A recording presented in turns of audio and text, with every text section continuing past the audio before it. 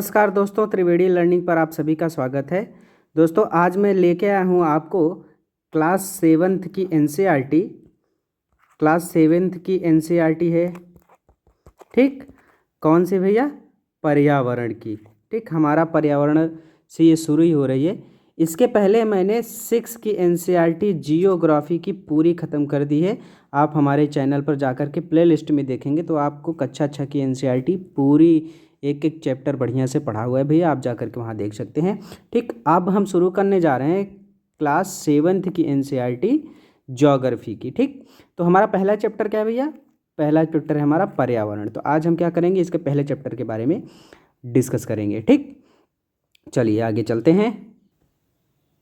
देखिए यहाँ से बताया जा रहा है कि भैया पर्यावरण क्या है। ये पर्यावरण जो लिखा है ना, पहला चैप्टर यहीं से शुरू हो रहा है। तो पर्यावरण है क्या? पर्यावरण क्या है भैया? जो कुछ भी आप अपने आसपास देखते हैं, कुछ भी जो भी आप अपने आसपास देख रहे हैं वो सब पर्यावरण है। ठीक, जैसे अब देखिए यहाँ पर है ना कि कुछ भी स्कूल, भवन, मेज, कक्षा, कुर्सी, जहाँ भी आप बैठे हैं क्या है भैया, वो पर्यावरण है। ठीक, या यहाँ देखिए एक छोटी सी डिफिनेशन दिया है कि पर्यावरण हमारे जीवन का मूल आधार है। ठीक ठीक, यहाँ हम क्या करते हैं भैया, यह हमें सांस लेने में हमारी मदद करता है। ठीक, हवा, पीने के लिए पानी, ठीक, ये सब भोजन, ये सब भूमि, ये सब प्रदान करता है कौन? पर्यावरण। तो पर्यावरण क्या है भैया?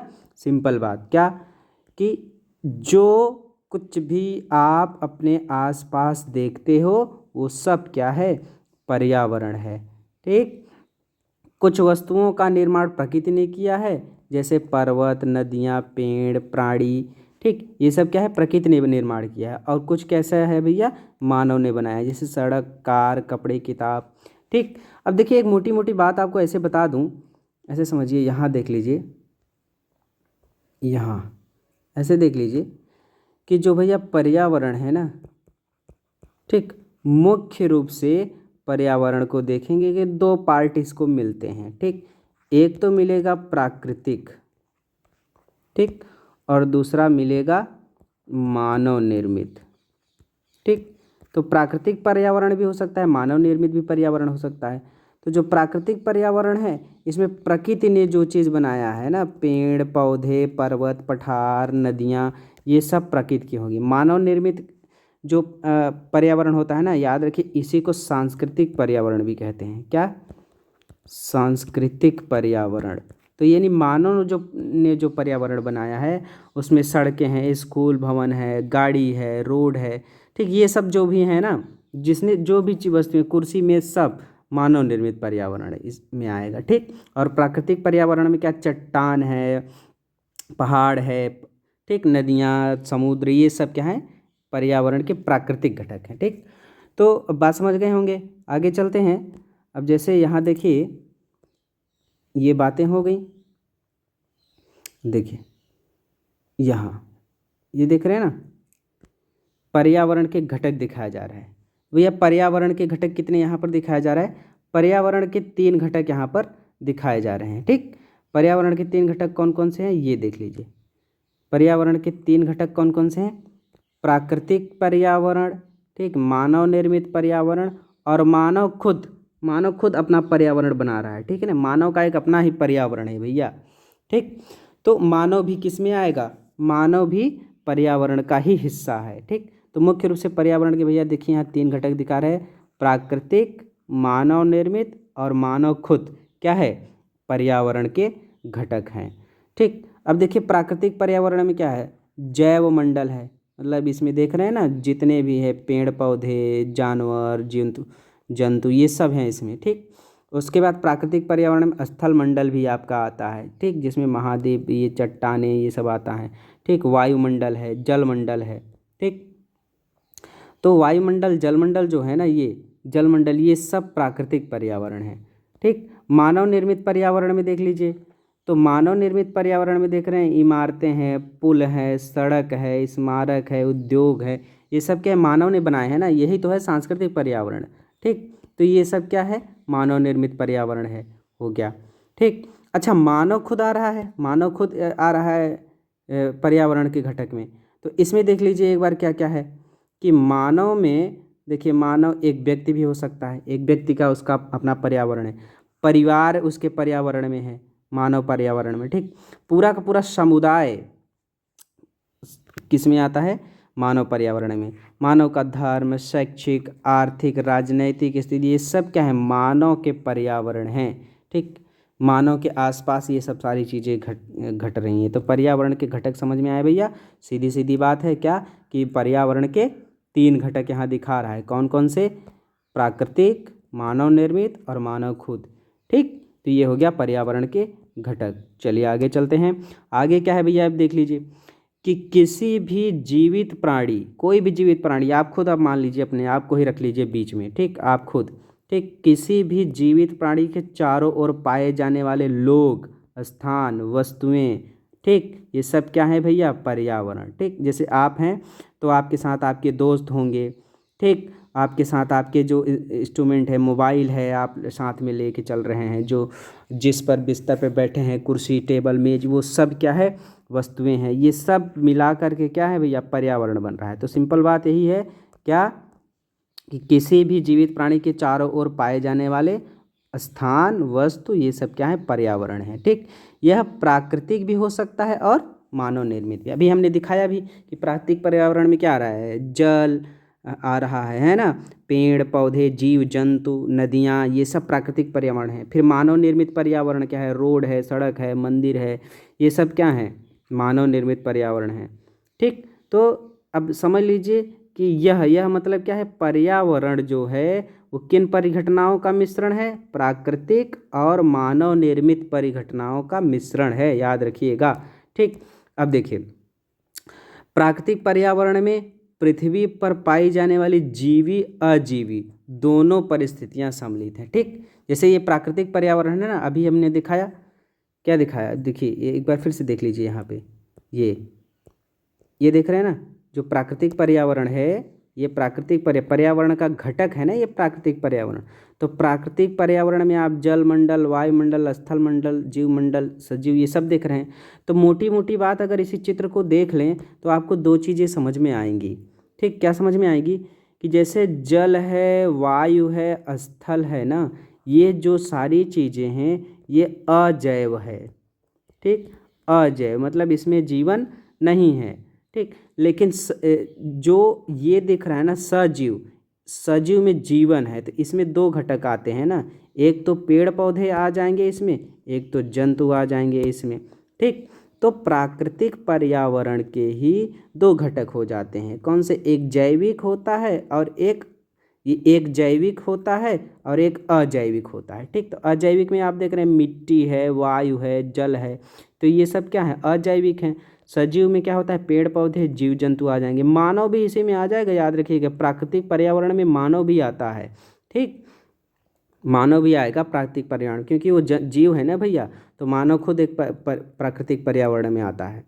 चलिए, तो क्या हो गया, आप देख रहे हैं कि जो प्राकृतिक पर्यावरण है, सिंपल बात है कि जो प्राकृतिक पर्यावरण है इसके 2 घटक मूल रूप से हैं, देख रहे हैं ना, ये जल, वायु, स्थल, ये सब मिला करके अजैव हो गया, सजीव वाला हो गया, ठीक। तो वही बात यहाँ पर कही जा रही है, ये सिंपल बात है, ये देख लीजिए क्या भैया कि प्राकृतिक पर्यावरण में पृथ्वी पर पाई जाने वाली जीवी और अजीवी दोनों परिस्थितियों को शामिल किया जाता है, ठीक।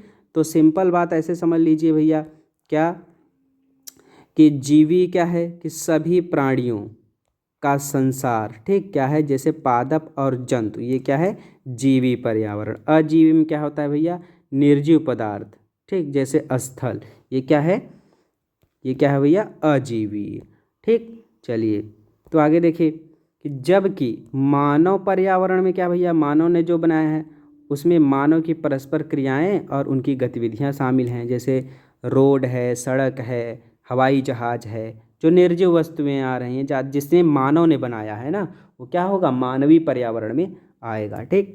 एक चीज़ देखिए, यहाँ एक फैक्ट है, आप इसे ध्यान दे दीजिए, ये वाला यूनिट देख लीजिए इसमें क्या दिख रहा है, देखिए कि भैया पर्यावरण यानी क्या, इन्वायरमेंट, याद रखिएगा, शब्द की उत्पत्ति फ्रेंच भाषा से हुई है, याद रखिएगा, ये बहुत महत्वपूर्ण बात है, किससे, कि फ्रेंच भाषा, याद रखिएगा, फ्रेंच भाषा है, कौन सा, एनवायरोनेर। ठीक, एनवायरोनेर या एनवायरोनोर क्या है भैया, ये फ्रेंच भाषा है। कुल मिला कैसे समझिए कि जो एनवायरमेंट है ना, एनवायरमेंट का जो मूल शब्द है वो कहाँ से बना है, फ्रेंच लैंग्वेज से आया है। ठीक, जिसका मतलब क्या होता है, पड़ोस। जिसका मतलब क्या होता है, पड़ोस होता है। तो बस इतना याद रखिए कि एनवायरमेंट जो है, एनवायरमेंट कौन से शब्द से बना हुआ है भैया, फ्रेंच शब्द से बना हुआ है, याद रखिएगा। ठीक, तो आगे क्या कहा जा रहा है, देखिए प्राकृतिक पर्यावरण के बारे में अब आगे पढ़ने जा रहे हैं। तो प्राकृतिक पर्यावरण क्या है भैया, एक बार देख लीजिए। ऐसे देखिए कि जो प्राकृतिक पर्यावरण है इसमें क्या क्या आ रहा है।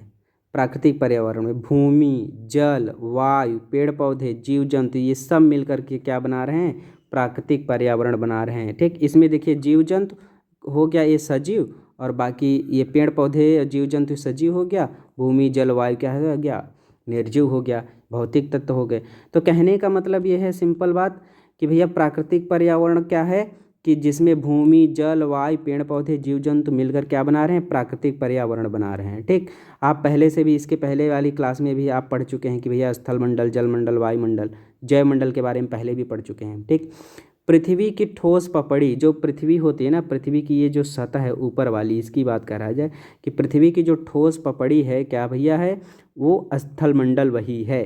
स्थल मंडल क्या है, पृथ्वी की जो ये ऊपरी पपड़ी है, कौन सी, कठोर वाली, कठोर वाली भैया, पानी वाली नहीं, कठोर वाली जो पृथ्वी की ऊपरी पपड़ी है वही क्या है, वो हो गया आपका स्थल मंडल। ठीक, अब ये जो कठोर है ये बनी किस चीज़ की है, ये बनी है भैया किससे, चट्टान से, है ना, चट्टान से बनी है। और किससे बनी है, खनिजों से बनी है।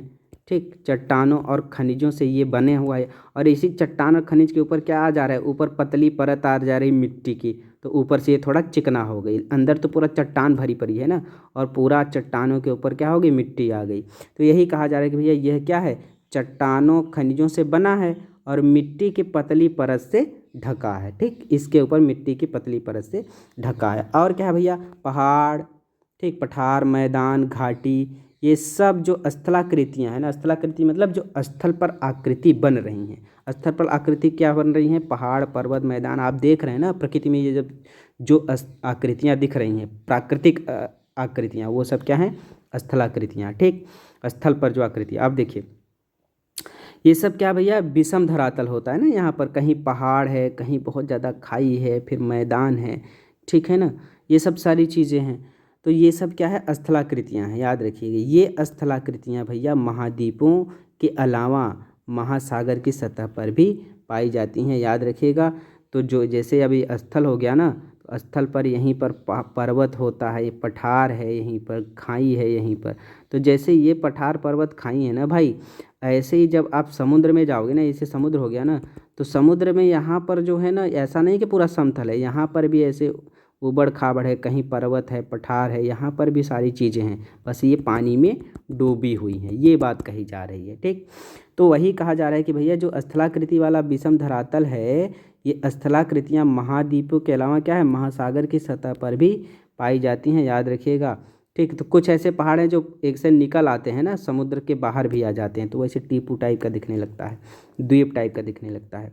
ठीक, तो स्थल मंडल भैया उससे क्या होता है, क्या मतलब उससे हमको मिल रहा है भैया, तो वन है, कृषि, मानव बस्तियाँ के लिए वहीं पर भूमि मिल रही है, स्थल पर ही है ना, घास स्थल मिल रहे हैं, खनिज संपदा, ये सब कहाँ है, स्थल पर मिल रहे हैं। ठीक, बात समझ में आ रही है, तो आनी चाहिए। चलिए ये देखिए, ये एक चित्र है ना, ये दिखा रहा है क्या भैया, ये है जल मंडल, ये है स्थल मंडल, ये है वायुमंडल। ठीक, और स्थल मंडल, जल मंडल, वायुमंडल, ये सब जहाँ मिल रहे हैं ना, ये देख लीजिए यहाँ मिल रहे हैं, यही हो जाता है जैव मंडल। पीछे भी बता चुका हूँ, कक्षा 6 की भी किताब में भी यही था, याद रखिएगा। तो पर्यावरण के क्या है ये क्षेत्र, पर्यावरण के क्या क्षेत्र हैं भैया, स्थल मंडल, जल मंडल, जैव मंडल, वायुमंडल, ये सब क्या हैं, पर्यावरण के क्षेत्र हैं, याद रखिएगा। ठीक, आगे देखिए जलमंडल। अब क्या है, अभी स्थल मंडल आपने देख लिया, अब ये है जलमंडल। जलमंडल क्या है भैया, जल के क्षेत्र को क्या कहते हैं, जलमंडल पूरा। उसमें क्या क्या आता है, नदियाँ, झील, समुद्र, महासागर, ये सब क्या हैं, ये सब जलाशयों से मिलकर बनता है, विभिन्न जलाशयों से, वो सब क्या है, जलमंडल है। ठीक, और देख लीजिए यह क्या है, सभी प्राणियों के लिए भाई पानी तो भाई आवश्यक है ना, बिना पानी के जीवन कैसे संभव हो सकता है। ठीक, तो प्राणियों के लिए आवश्यक है ही ये।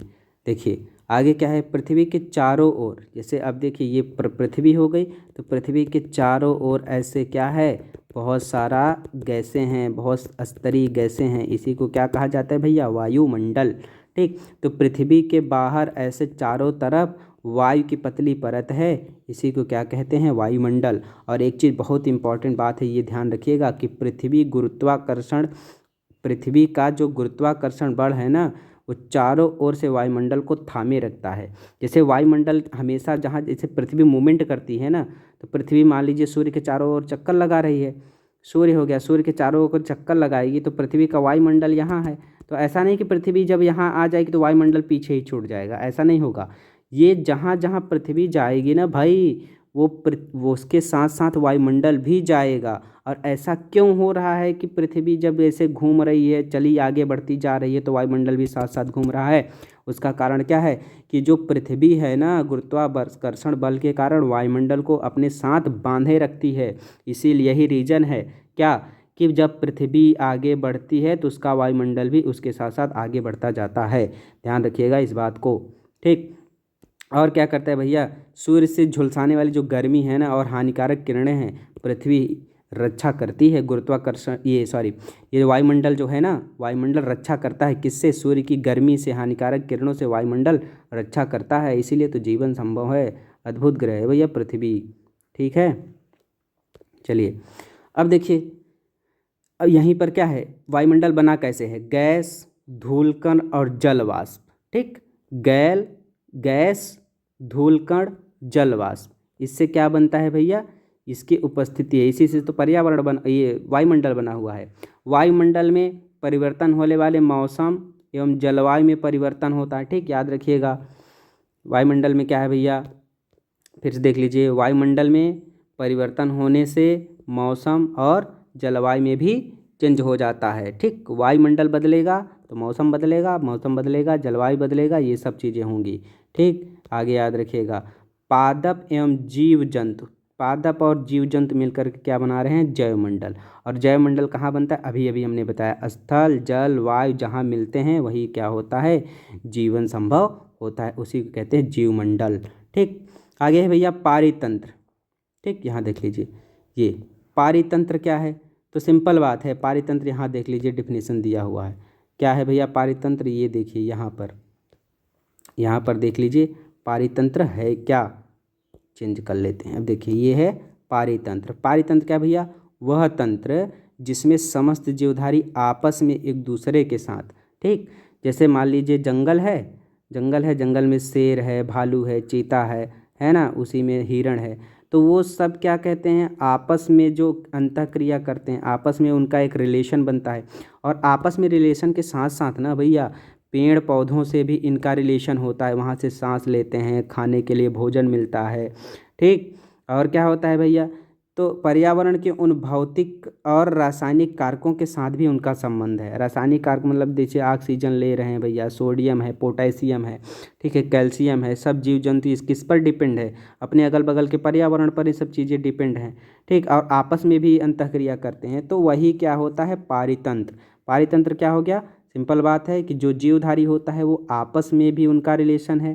ठीक, जीवधारियों का आपस में भी उनका रिलेशन जो होता है, जो संबंध बना हुआ है वो, और भौतिक और रासायनिक कारकों के साथ वो परस्पर क्रिया करते हैं। ठीक, तो वो पूरा मिलाकर के क्या बनता है, पारितंत्र, याद रखिएगा।